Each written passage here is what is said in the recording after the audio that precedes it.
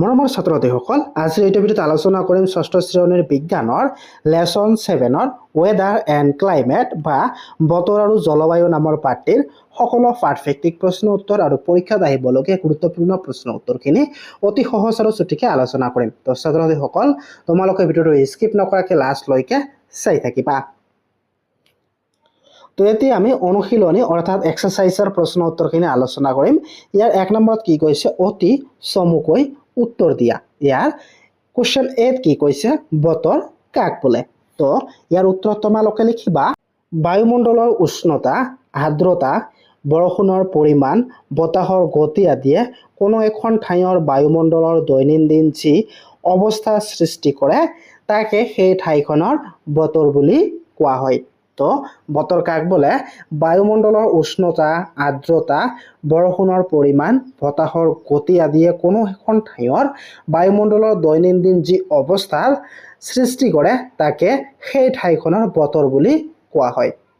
ধৰা হ'ল তোমাৰ ঠাইখনৰ বৰষুণৰ, বায়ুমণ্ডলৰ উষ্ণতা, বৰষুণৰ পৰিমাণ, আৰ্দ্ৰতা, তাৰপিছত বতাহৰ গতি, এই সকলোবিলাক লৈ দৈনন্দিন যি অৱস্থা সৃষ্টি কৰে তাকে সেই ঠাইখনৰ বতৰ বুলি কোৱা হয়। তাৰপিছত কোৱেশ্চন বিত কি কৈছে,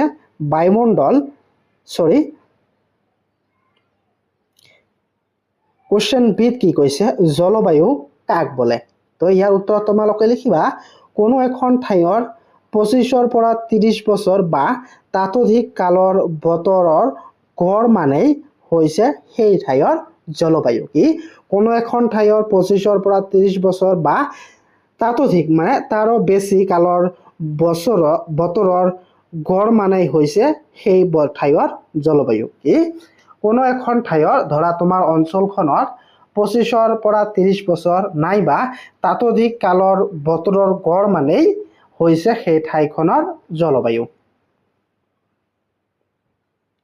তাৰপিছত কোৱেশ্চন চিত কি কৈছে, বতৰৰ 3টা কাৰকৰ নাম লিখা।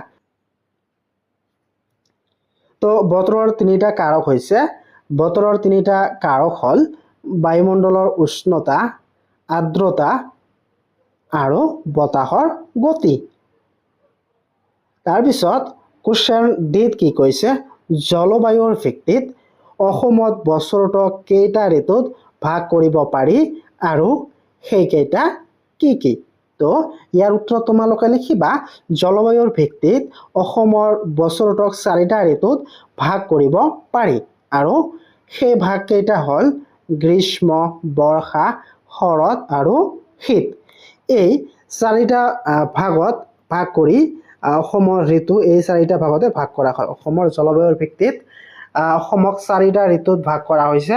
সেই ভাগকেইটা হৈছে গ্ৰীষ্ম, বৰ্ষা, শৰৎ আৰু শীত। তাৰপিছত 2 নম্বৰত কি কৈছে, 2 নম্বৰ কুৱেশ্যনত বতৰ আৰু জলবায়ুৰ পাৰ্থক্য লিখা। তো বতৰ আৰু জলবায়ুৰ পাৰ্থক্য হ'ল, বতৰ কম সময়ৰ ঘণ্টা দিনৰ বাবে পৰ্যবেক্ষণ কৰা হয়, আনহাতে জলবায়ু বেছি সময় 25 পৰা 30 বছৰৰ বাবে পৰ্যবেক্ষণ কৰা হয়। বতৰ সীমিত পৰিসৰ অধ্যয়ন কৰা হয়, আনহাতে জলবায়ু বহল পৰিসৰ অধ্যয়ন কৰা হয়। বতৰ উদাহৰণ, আজি বতৰ ডাৱৰীয়া আৰু জলবায়ুৰ উদাহৰণ হৈছে অসমৰ জলবায়ু সেমেকা। তাৰপিছত